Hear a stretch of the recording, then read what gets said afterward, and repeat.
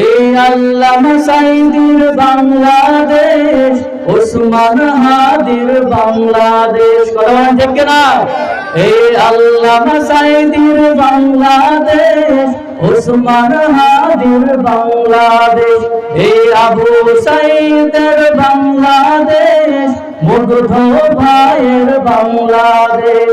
তাদের পথে তাদের মতে কবুল করুন আল্লাহ, কবুল করুন আল্লাহ। সবাই এই বলি আল্লাহর বাংলাদেশ, এই শহীদ গাজীর বাংলাদেশ, রহম করুন আল্লাহ, রহম করুন আল্লাহ। এই আল্লামা শফির বাংলাদেশ, তিতুমিরের বাংলাদেশ, ঠিক না? এই আল্লামা শফির বাংলাদেশ, তিতুমিরের বাংলাদেশ, এই শাহজালালের বাংলাদেশ, শাহ মাখদুমের বাংলাদেশ। আমরা তাদের বংশধর, কথা বলেন, তাদের পথে তাদের মতে কবুল করুন আল্লাহ, কবুল করুন আল্লাহ। এই বলি আল্লাহর বাংলাদেশ, এই শহীদ গাজীর বাংলাদেশ, রহম করুন আল্লাহ, রহম করুন আল্লাহ। এটা হচ্ছে আলেম ওলামার বাংলাদেশ, কথা বলেন ঠিক কিনা? হাজারো শহীদের বাংলাদেশ, শহীদ গাজীর বাংলাদেশ। এই বাংলাদেশে ফজরের আজানের মাধ্যমে সুবে সাদের সকাল হয়, কথা বলেন ঠিক কিনা? মাগরিবের আজানের মাধ্যমে সন্ধ্যা হয়।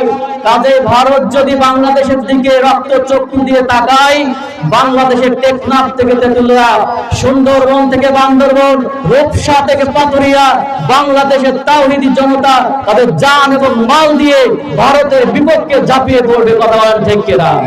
কে কে রাজি আছেন? দুই হাত তুলে আল্লাহকে দেখান।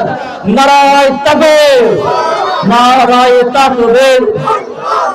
আল কোরআনের আলো, আল কোরআনের আলো, তোমার নেতা আমার নেতা, তোমার নেতা আমার নেতা, সংসদে জালো।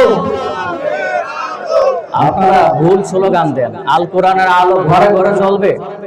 কোথায় জ্বলতে হবে? বাংলাদেশ স্বাধীন হয়েছে ৭১-এ, আজকের এই ৫৫ বছর হয়ে যাচ্ছে। বাংলাদেশের ঘরে ঘরে আল কোরআন পড়া হয়েছে কিনা বলেন? মসজিদ মাদ্রাসায় পড়া হয়েছে কিনা? কোনো লাভ হয় নাই। কোরআন যদি পার্লামেন্ট পর্যন্ত আমরা পৌঁছাতে পারি, প্রত্যেকটা ঘরে ঘরে আল্লাহ শান্তি পৌঁছায় দিবে, কথা বলেন ঠিক কিনা?